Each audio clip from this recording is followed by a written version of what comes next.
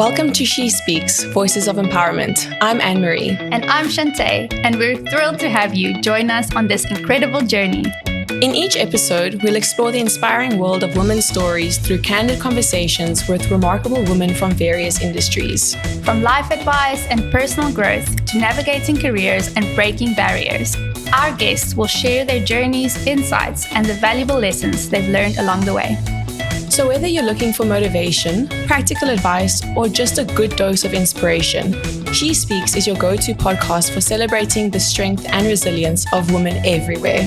So prepare to be inspired and empowered as we uncover the power of sharing our stories. Let's start speaking! Salutations, girls. Salutations, girl. Welcome back to the She Speaks podcast. Today we have an incredible guest. Her name is Thora, and she's going to be explaining some of her experiences as a major corporate lady. So she had incredible success at a young age in corporate, and then she also went into entrepreneurship with her husband, and they also have a successful business. We know Thora here in Somerset West, and she is just one of the most incredible ladies. Yeah. Her life is very full. She's sitting there. Her life is very full, and what we mean by that is there's so many facets of her life. So she'll definitely come on a few times because we can listen to her for days. Days and days. I think also the other thing about her is she's such a role model, because whenever I think my life is quite full, I actually just think, what would Thora do with all this? Because she also balances so many things. Yeah, a little abrasive. No, so her life is quite full, but she still manages to, you know, despite the fullness, she finds balance, and I think that's something to really strive for. So this episode is for any woman that's working in corporate, starting into entrepreneurship, having her own business. There's just some cool tidbits, what is the right, nibbles. You can nibble on the information. Nibble on the information. But yeah, it's just so many rich things that we can take from this. So enjoy the episode. Enjoy the episode, guys. Welcome, Thora, half-legger. Thank you. It's so awesome to be with you. I need to say it like that because I thought your surname was Hilfiger, and that would have been really cool. That would have been very Yeah. cool. Can you imagine the merchandise? Oh, the inheritance. Yeah, I would want you to adopt me then. Awesome. Yeah, I'm old, but not that old. I can be kid. Yes, you can. We can both be kids. Yeah, I'm so thrilled that you're with us today. We want to start with an introduction. So can you tell the people who is Thora? What is Thora? Where is Thora? How is she? Yes. All very good questions. I suppose it's all these locating questions. Where do you find yourself? So, Thora, my surname is Hafliger. Maiden surname was the Toy, so a Buddha Macy, born and bred, but actually English for much longer, because I've been married to Craig for 30 years. Sure. And our home language is English. We've got two beautiful grown children, Nikita, who's turning 34 this year, and our son, who's turning 30. I can't believe it. And I'm a granny. So I can't believe that. Yes, of two beautiful little grandchildren. So I suppose for me, like the most important things, if you had to say, well, who am I? I'd say, well, for me, the most important thing, I'm a wife, I'm mom, and I'm granny. And then all the other things hang off that, I think. I love being creative, I love people, I enjoy nature, I enjoy community around me. So a little bit about who I am.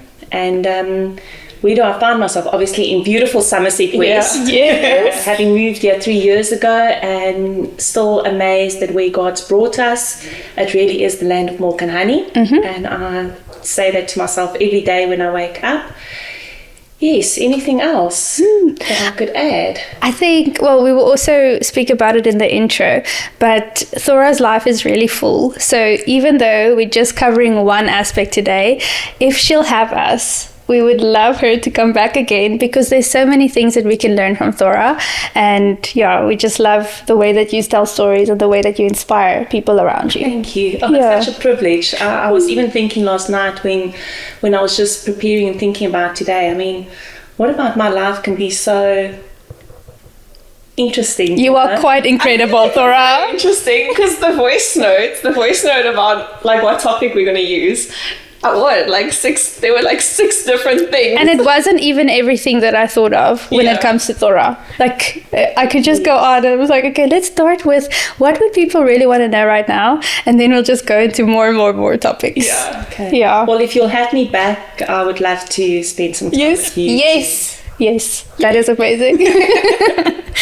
Okay, so today we're talking about all things corporate. Thora had a very successful career in the corporate industry, in leadership, and then also transitioned into running her own business alongside her husband. So from a female perspective, we've got so many questions for you. So let's kick off. Should I ask the first one? Okay, cool. So you had your highly successful career. Can you tell us a little bit about your path into corporate and then also how you climbed the ranks? I suppose I wish I could say that I went and got an amazing degree after school and all of that. It didn't happen like that. So I was the first girl in my family to matriculate. Sure. And that was in 1991. So, I mean, we were a very hard-working family, my grandparents, my aunts, uncles, but education sort of like slotted at the bottom of that. So I worked very hard at school and had amazing opportunities to go to a lovely all-girls school. So passed very well, and then quickly realized that I actually wasn't going to be able to go and study.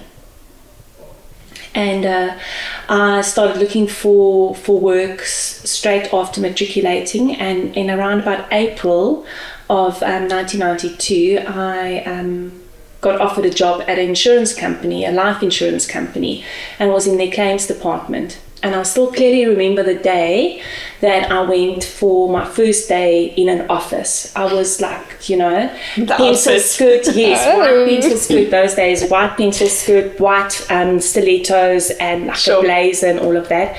And what actually happened was that for the first 4 weeks after starting, all I did was filing.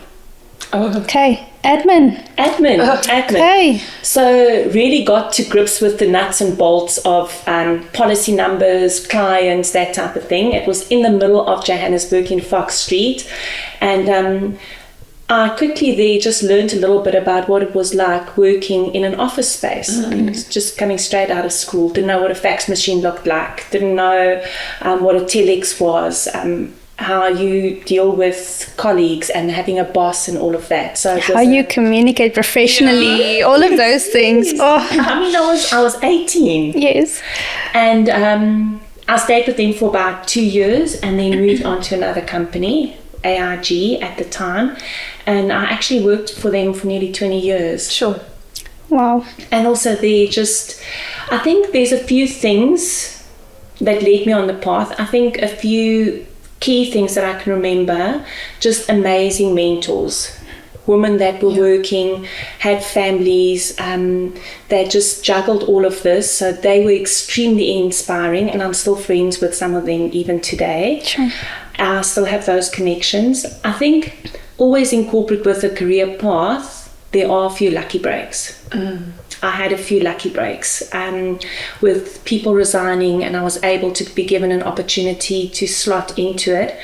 I think the other thing that you need, if you're thinking about your career, is you need to dream. Yeah.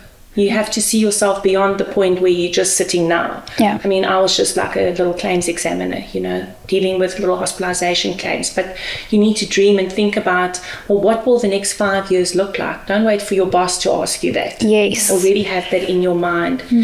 And then really work hard. Yeah. Most days I was there before everyone started, left after everyone left. And I think a lot of what we have to realize is that a lot of hard work goes into building a career for yourself and a career path. Because also listening to you saying you had a few lucky breaks, yes, that might have happened, but I think with those opportunities, you needed to get your hands dirty, get to know everything there, and just push in. Yes. Sure. Good, yeah. No, you just also, lucky breaks. I think it's good to have them, but if you don't work hard, you won't be able to Continue into that, or even seize the opportunity for the lucky break. Yeah. Have you thought, like, at that time, so you in your early 20s, you joined your second job. Did you think at that time that you would go into leadership? What was your dream then? If you say you have to dream, what was your dream at that point in the beginning? I think for me, right at the beginning, I think initially the motivator was money. I think for most young people, Yes. definitely the motivator at that stage was money, and just to actually just get yourself to that point where you have more than 50 Rand left in the bank at the end of the month kind of thing. But I think part of that motivation was this, just to be able to use the gifts that have been placed inside of you. I'm the eldest of 4 children, so for me, leadership was always something that was sort of natural. Like with my family, my mom always used to say, you can't do that because you're the eldest. So it was one of those things that I always had to lead myself well, and if that happens, if you can lead yourself well, automatically you'll start leading people. It's like a natural progression. I think one of the things that I think in those early days motivated me, one of my best friends, and she was a mentor to me as well, she had a company car.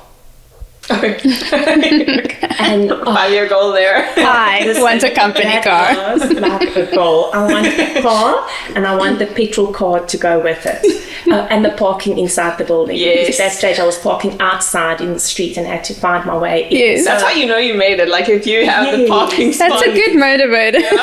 Well, it's like basic things, and I think that's to realize, but please don't let those be still your motivators when you 20 years into your career.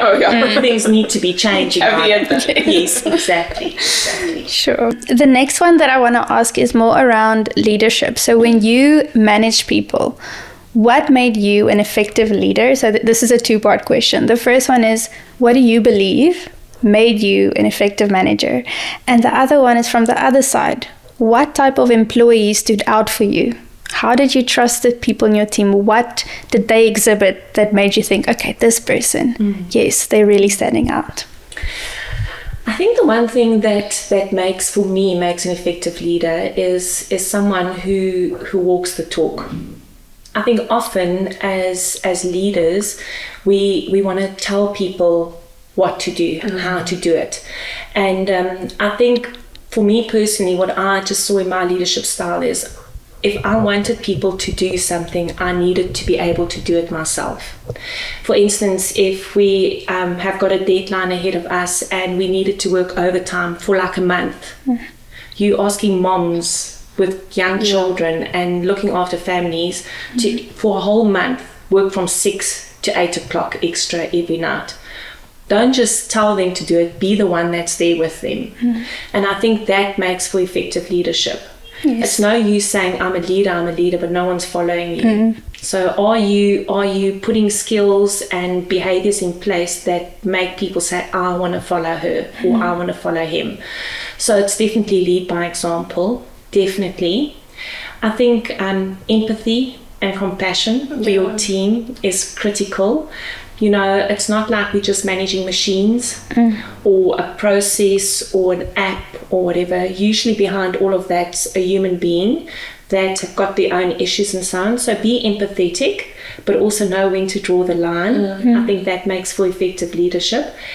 And I think to just maintain a personality to yourself, not to get so sucked into just be a cookie cutter type of manager, have a personality, have fun, know when to be serious, lead well, arrive, be present, be positive. I think those all make things for a fantastic leader, especially in the corporate industry. I totally agree. If I think about my first few years in corporate, even now, if I look at my manager, I love that they also step in and they help out.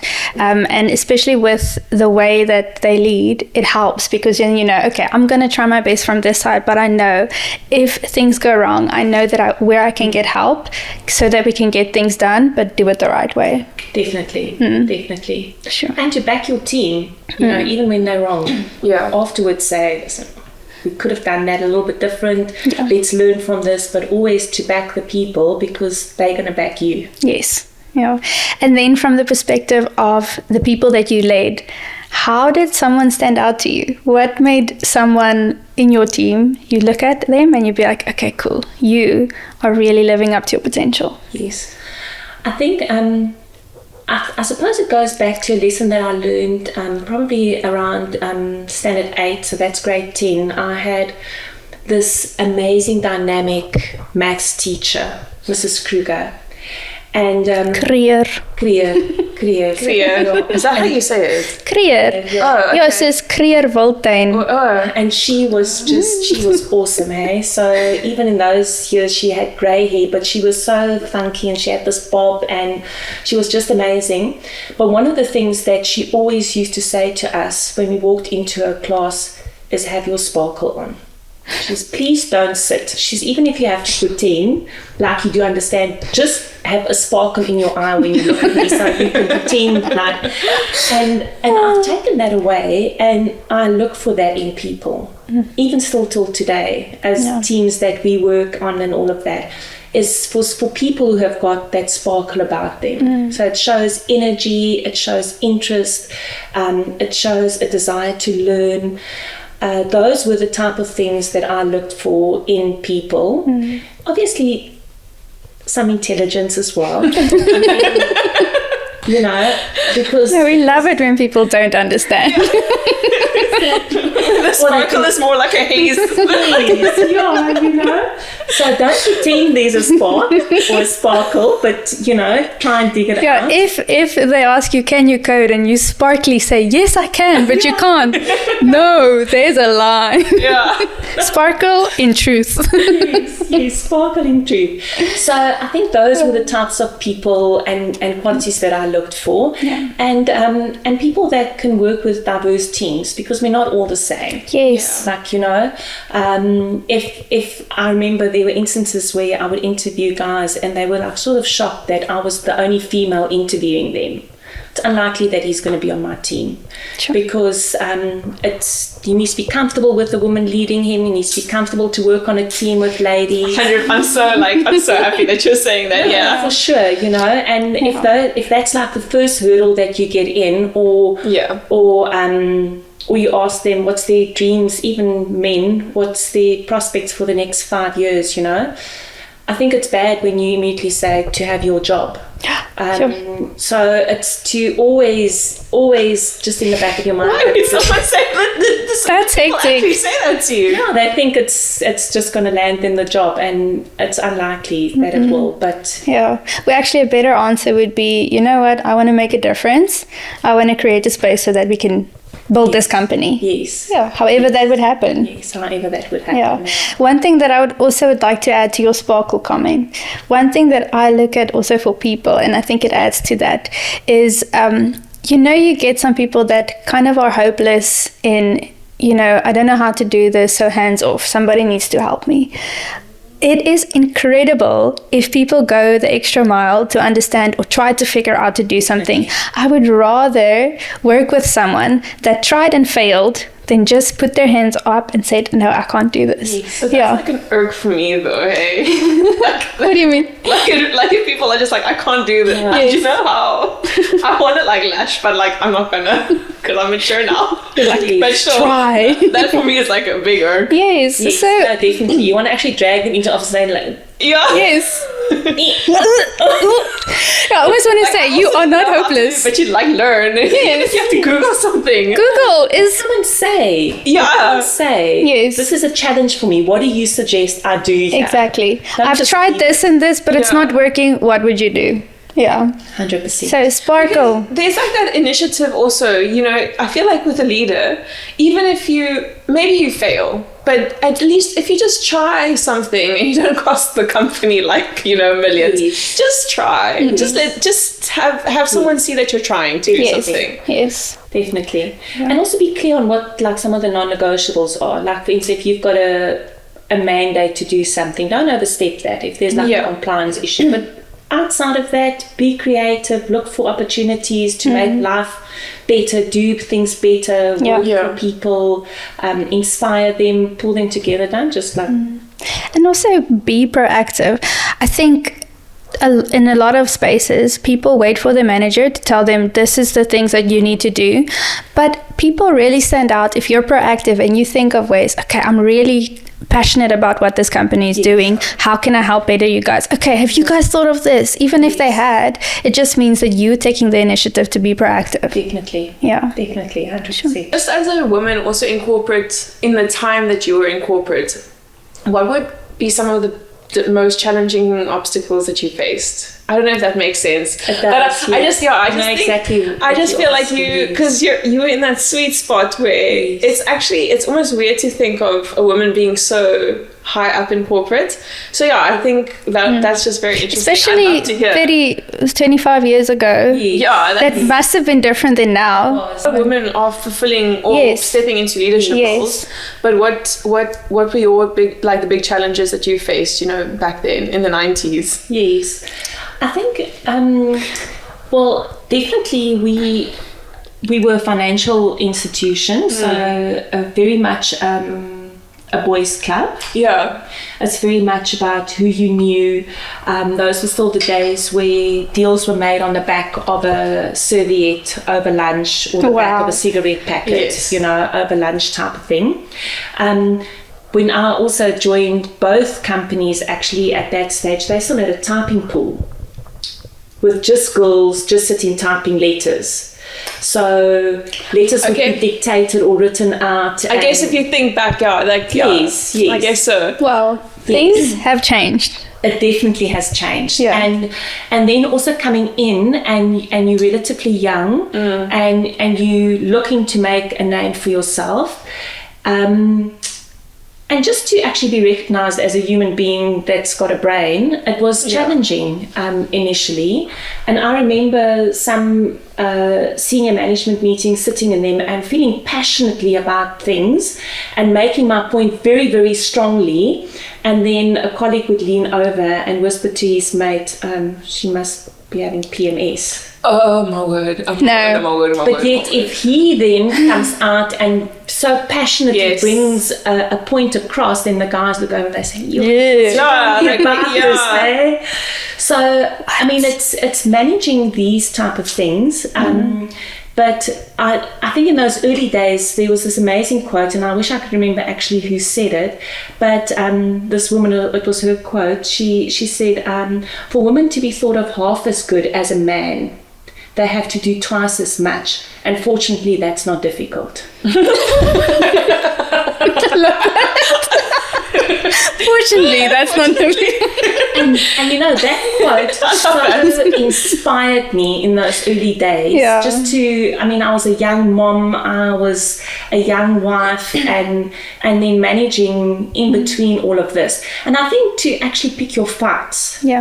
To know which fights to pick and which roads you want to walk down, because some of these things you actually just have to say, listen, I have to have a thick skin with this and it must just come off me. To really not engage, because you're not one of the guys. You know, if guys go out for drinks on a Friday afternoon, you might go have a glass of wine, but that's it. You're not one of the guys. I think to realize you're different and your role is that of being a woman in business.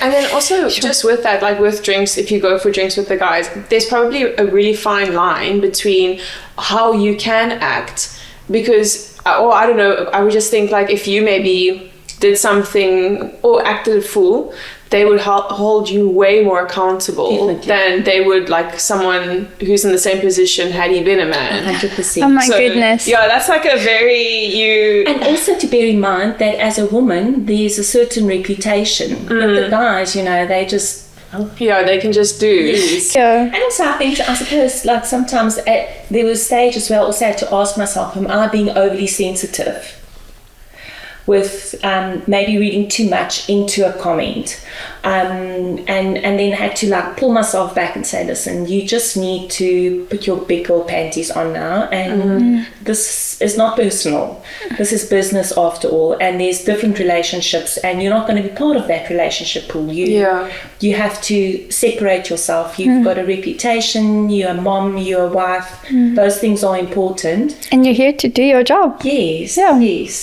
and to be professional about it. Friendships are good, but also to be selective with who those friends would be. How many other women were in leadership or in like a position with you? Because in the company I work for, there are so many women in leadership and powerful women that don't hold back. Like I'm in some meetings where women would freely say what they feel, and it doesn't come across, well, not for me. I don't know how other people perceive it, but it's powerful. I'm like, yes, girl, go get it. I think I was fortunate because it was an international company. They were very pro diversity. Oh, okay. Okay. So they were very pro giving women opportunities in senior management positions and so on. So I think it was quite evenly spread. But breaking into a club or into a culture is very, very hard. And so I think in the 80s, the 90s, even the early 2000s, we definitely saw more women coming through and being promoted and so on. But it's something that you had to like fight for constantly, because even though it might say one thing on paper, we diverse, we give women opportunities, all of that, the subtleties that happen underneath that, like in meetings and discussions and so on, it's not something you put on paper. The internal culture takes a while to change. Definitely. She's so passionate, she must be experiencing PMS. I would carry eggs in my bag and I would throw people with eggs. With a comment like that, No, I would carry eggs. That's what I would do. Yeah. I did have some occasions where I would just yes. I'll say a little curse word and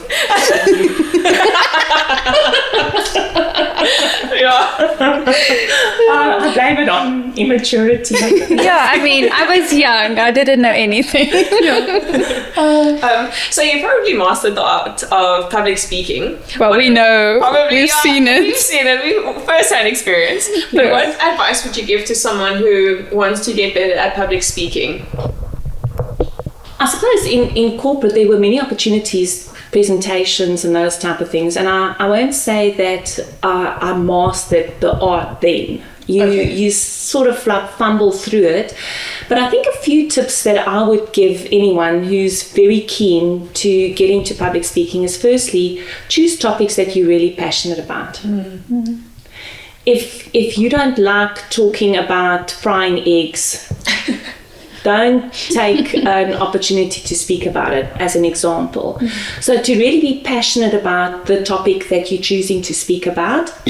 And I think to also then find mentors around you. Observe people, see what they do, take some tips from them, emulate them, not necessarily copy them because it's your own style, but if there's something that you see in someone that you really like, try and put it into the way that you communicate and talk. And I think then the other thing with public speaking is, and this is probably difficult, you might not struggle with this, but to record yourself, to ask someone to record you. See what your little habits are. It's so weird hearing our Do you know how we struggle when we're editing and have to listen to our own voice? Just like I know. But I think to look at yourself very critically, not have other people criticize you, but hold a mic, get someone to record you. Do you dance constantly? Do you point fingers? Do you point fingers? Do you fidget? I saw someone, sorry, just side note. I saw someone present and they didn't realize while they were presenting they had one arm up like this the whole time. Teapot. Oh, just like this. And like they didn't realize the wonderful presentation, but it was like, let your arm down. Even like rest. Oh my word. This. Yeah. Okay. But the content was amazing. Yes. Yeah. Yes. But we do weird things without realizing it. Yes. And of course, I mean, a lot of our communication is actually 80% on what we look like. Yeah. Yeah. And only 20% on our words. So to be aware of what your body, your hands, your face, your mouth, what that communicates. And I mean, also I had a wonderful opportunity early on in my career to do a public speaking seminar and a course and all of that. But the worst was actually the recording of yourself, because a group then critique you and say, oh, what about this and what about that and all of that. But it's all there to help you become better. Because if it's something you desire to do, like anything, getting on a bike, running a triathlon, swimming, however many, you have to practice. And public speaking is exactly the same. And what would you say to the person that's highly introverted and when they hold a mic and they're in front of people, they start shaking? What would you say to that person? I think, again, be passionate about what you speak about, because I think your passion will drive through that fear. And the other thing is practice, practice, practice. And maybe starting small, like, Exactly. like an announcement here or announcement there, and then build up. Yes. Yeah, I find, because I'm one of those people that would shake, if you start talking and you're a minute in, you start relaxing, and it gets better with time.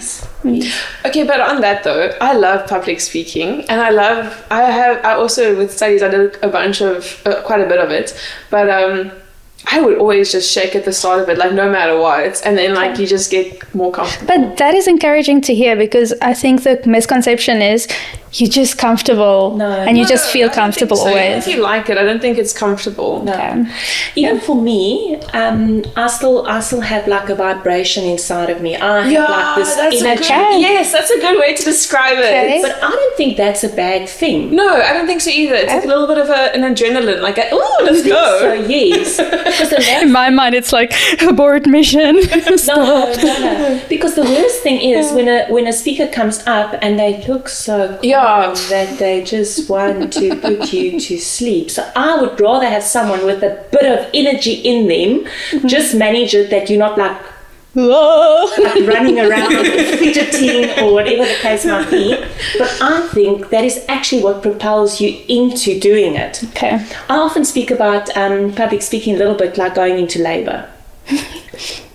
I don't have experience. No. I'm sorry. But Emily, what I mean with that is you have to realize that there comes a point where there is no turning back. You are the speaker. You're going to have to step up. They've allocated a slot to you. This baby is gonna come out.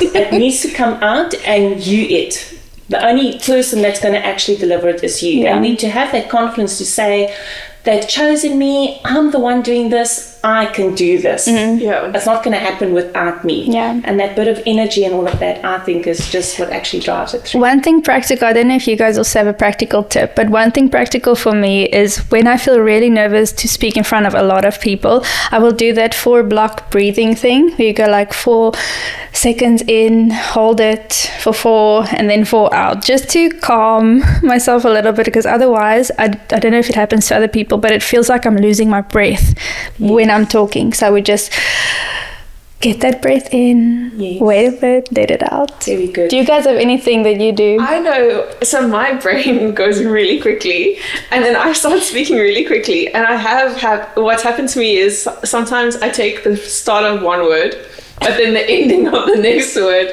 practice Practicing. It's practicing prophecy. That's awesome, I practicing. do tend to do that. I So love also that. have to I have to calm my mind to be like, don't go too quickly. No, actually, you're just saying to the audience, keep up with me. Keep up with me, yeah. So I do that. Yeah. I think my tip would be to realize that everyone that's there wants you to succeed.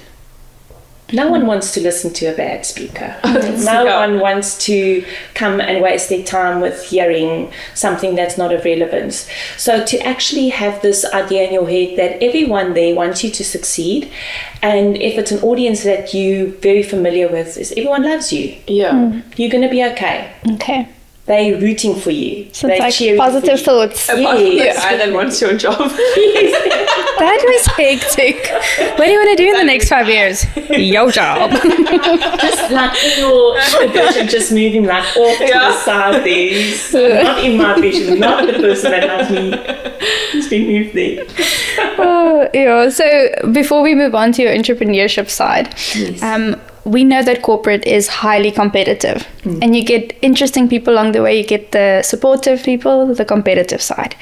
How did you manage to stay authentic throughout this competitive industry?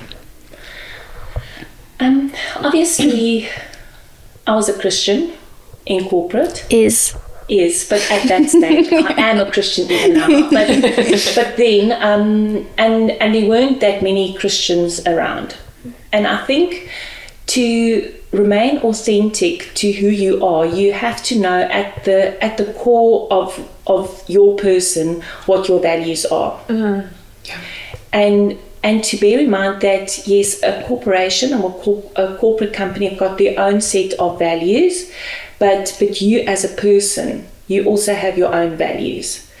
And to stay very true to that, in whatever form that would take, to really just stay authentic to your own values, and to also have your own moral compass at all times, because for some people it's okay to have affairs at the office. It's okay when they go away to skinny dip with their colleagues. It's okay. Hectic. It's okay to drink until 3 o'clock in the morning when you go away on a conference, but for your own person to have this is where my line is drawn, and to stay true to that, because ultimately it's not how sexy you look in your G-string in the pool. It's actually, do you deliver on the project? Do you lead your team well? Yes. And do you get through it? So those things are like fluffs on the side and really not that important. So don't put your energy into those type of things, if that makes sense. Yes. Yeah. If you know what your values are, you will be able to stick to it. Definitely. And to be true to yourself, in all of that. So now we switching over to where you are currently at. You were in corporate, highly successful there. Then you decided you're going to join your husband and have your own company together. Yes. So after your time in corporate, what inspired you to join your husband and start your own business?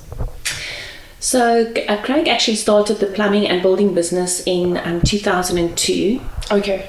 And initially, as it is with most small businesses, it wasn't doing very well, and I was fortunate to actually be like the main breadwinner over that period, just because of where God had placed me in business. Yeah.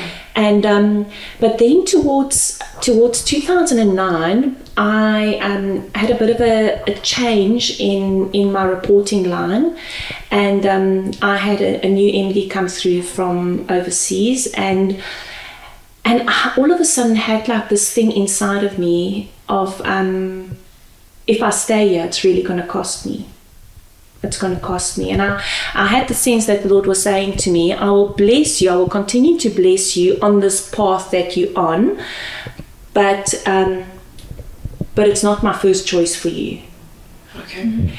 And I was probably there at probably in where, if I had to think about my career, like at the pinnacle of where I could possibly have been.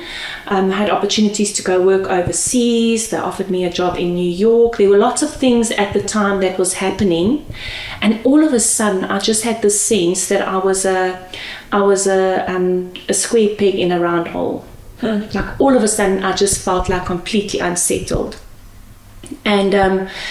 And that was 2009, and then I started just asking the Lord, well, what is the next season? What does the next season look like? And the business had sort of come around, and we could at long last see a bit of cash, so to speak, and the ability to sustain us and so on. And Craig and I started talking about this and dreaming about what it would be like to resign and come into the business. And that was a real step of faith for us. to transition. Also, then, like, the children at that stage, they're still young. So I'm just curious, how did you actually manage, having young children? Because 2009, yeah, they're still young. How did that look? Managing, now all of a sudden, you're in a business, or you've gone into business with your husband. Yes. So there's that work life balance that you have to achieve, because you're in business with this person, but you're married to this person. You're raising, two small or two very young children. Yes. How did you balance that? Yeah, professional and then personal. Professional, personal. 8:00 work life starts, 5:00 work life ends, and then. How did you separate if you guys had a tough day? I don't know. I just want to AKA, about that. did you go on a date night and discuss your yearly financials? No.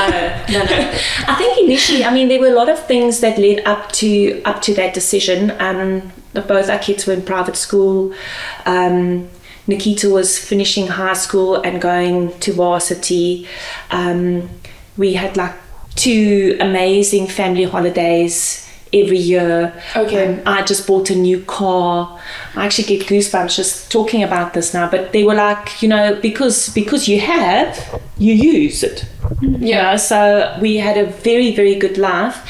And as I started thinking about this transitioning into our own business, it's amazing. God just came with so much wisdom, and we just simplified our lives. Okay. Love that. Because also from the corporate perspective, I'm sure there were people looking at your decision saying, how can you give all this up? No, Yes. She had the car and the petrol car now. Come on. Exactly. And the wardrobe and the shoes to match and everything, So it was in real sense. If you had to just look at it physically with your physical eyes, it was like the worst decision possible to have made at that stage of my life.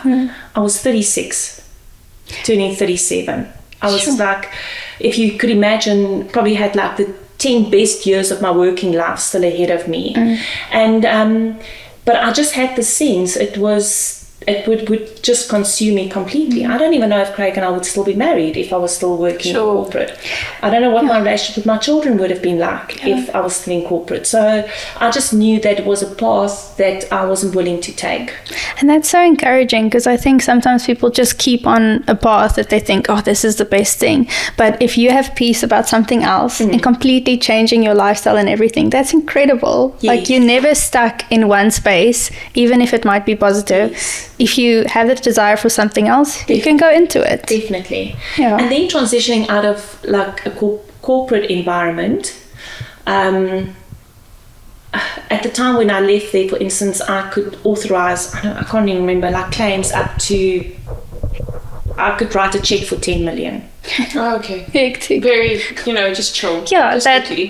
typical Wednesday. Yeah. Yes. So, and then you go into a business where you look at the bank balance and it's like, no, Not quite there. No, we're not talking millions, we're talking tens of thousands, and you have to make that stretch now. And where you before easily could just make decisions on team, everyone needs new laptops.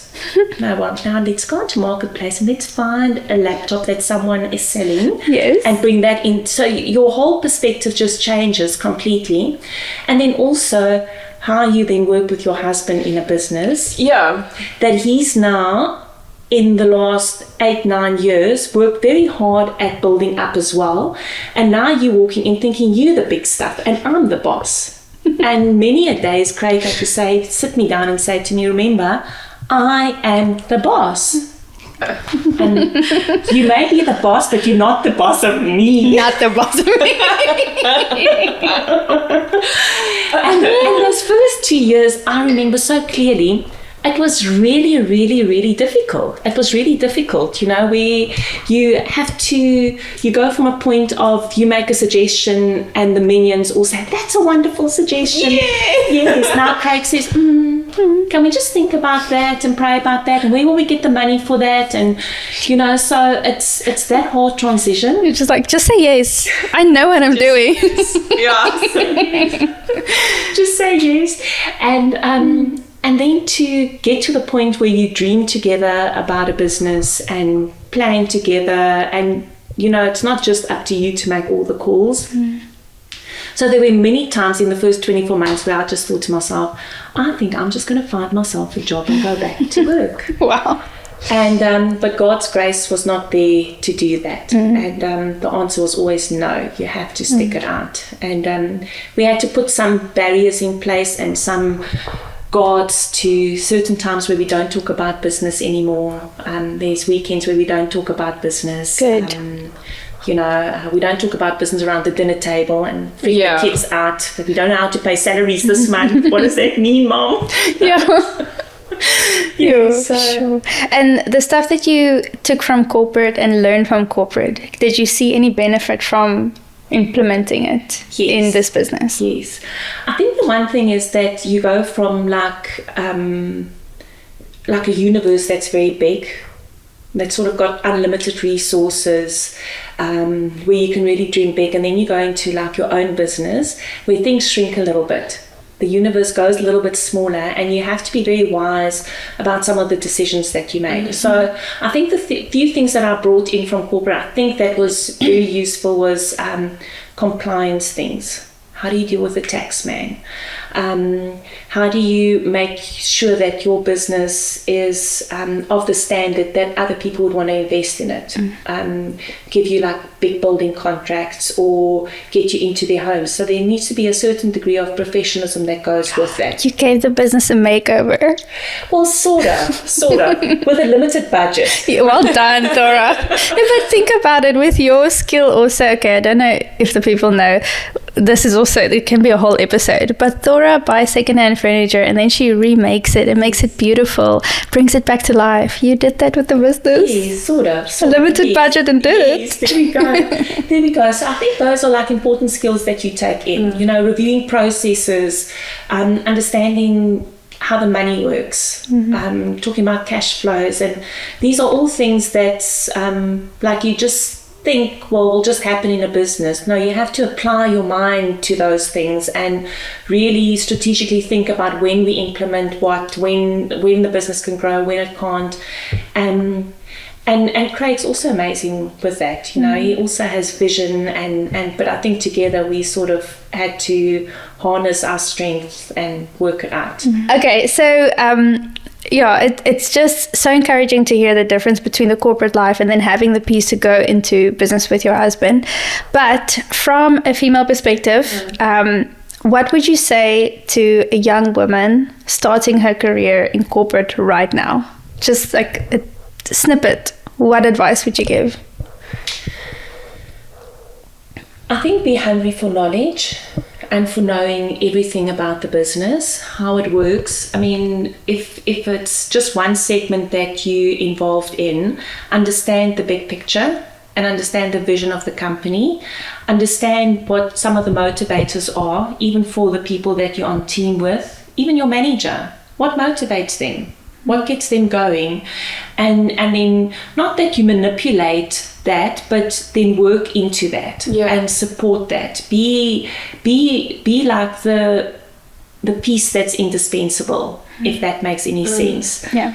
If a backup's needed, you're the backup. If support's needed, you're the support. If extra capacity's necessary, be that. And look for opportunities just to gain skills. Whatever that might be. It might be something completely separate from what you're doing at the moment, but if an opportunity arises to go on a course or do an online something or the other, do it. Just gain as much knowledge and understanding for yourself, and then you decide what you're going to do with that. Is that an area that I want to work into? Not do I want to use it to develop myself, but at least it's knowledge that we're gaining, and it's at someone else's expense, so it's costly, but you gaining, so use it. Even if it's a few extra hours, go for it. Definitely. Because I guess in your situation as well, those things have helped you with your, like, even the public speaking thing. I mean, a lot of what you do today is also public speaking. Next episode, guys. Because I'm not going to give away, even though I keep wanting to ask. So cool. But because now you're doing so much of that, and you can see the fruition of those choices now later in life. And it's a bit like building blocks, so it's like you need to look at your life, I think, overall to say, this is building into my life for what's coming later. Because sometimes I think we're just so focused here that we forget, and that's why the dreaming is important and the looking forward's important, and to have a wider look on what your life could be. Yeah. And then if you think about the person that's been in corporate for a while, but they have this inkling inside of them that they want to start their own business or do something different, what would you say to that person? I think definitely the first thing is, obviously the business needs to make money. So I'm sure there's a dream for those individuals of providing a service or a product or something, and that is what kickstarts your business. But what actually sustains it and keeps it going is things like understanding finance, having an understanding of an accounting system or basic bookkeeping. What is the taxman's requirements? What does SARS require? What does the law of the land require from you? Because normally those are the points where it slips down and it falls down. Because if all of a sudden you realize, I owe the receiver at the end of the year, I owe him X amount of money, and I've already now spent it. Thora, I was hoping that your advice would be just start your bakery. Yeah. Just start baking bread and give it to people. But now it has to be practical. Oh my goodness. I can't start my bakery. I wasn't sitting here like, it's not my strong point. But I love that. It's, remember, a business means money in the bank. yeah. But what do you do with it when it's in the bank? It's not holidays initially. No. It's not a new car or those nice shoes that you want or the fancy handbag. It's actually stacking it up for when this dream grows, so it can help that dream grow. And I think that's sometimes where we fall down with starting businesses. You know, we make money, we want to spend it, and it's not like that at all. You need to have like these firm building blocks, because most businesses, our big corporations, big businesses that we looked at, started small. Yeah. I think our business started in a trailer. Oh, wow. Yes. Exactly. Yeah. So every single business starts small, and what makes it powerful and help it to grow is having those foundational blocks firmly in place. Okay, so there you hear it, folks. Yes, you can dream about that bakery, but know the lay of the land. No finance. Finance. Or just employ someone that knows finance. On a tight AKA budget. your husband. That's a good one. But thank you for that, Thora, because I think in today's society, people are like, dream big, just go for it. And yes, that's true, but you also need to have that practical side. Okay, let's do this the right way, the honorable way. Definitely. Yes. Oh. Definitely. No, 100%. I mean, your dreams, they're important, but dreams isn't what gets the money in the bank. And then the most important question we can end off on. So in this business, who's the boss now? I'm the boss. Craig? Yeah, switch off. No, joking. No, you'll admit it, but there's because of things that have happened. But Yeah. No, but I'm just joking. You guys really work so well together. And in the following episode, when you join us, then you guys will hear even more from this story. I don't know how many hours do you have in a day, but we will get there. But today was just so nice, just talking to you and just thinking about what you could achieve at the humble age of 36 in corporate life. That for me, That's only a couple of years away. it's literally 3.5 years away from me, and I can't even imagine like what you were able to achieve in that time is inspiring. And also the fact that it was 25 years ago just shows you that even if you're in a space where it's not accepted as easily, you were able to do it because you showed up, you did what you could. Oh, thanks, Shantae. Yeah. Thank you. I sometimes just look back on it, and it does feel like a little bit of a dream. You know, like you look back and you think, was that really my experiences? But yeah, I think there's so many of these facets make us. You know, even if you had to draw out your picture and you just had to draw your life on a lifeline and on a line. It kind of goes like this though. But when you look back, and I suppose that's the benefit of growing older, is that it gives you this hindsight opportunity, and you just see God's hand in it and His amazing grace and Yeah. His No. leading. I will still have a lot of offline questions to you so that I can also survive corporate. Anytime. This was so lovely. Thank you, Thora. We'll see you next time. Yes, for sure. Bye. Bye, guys. Bye.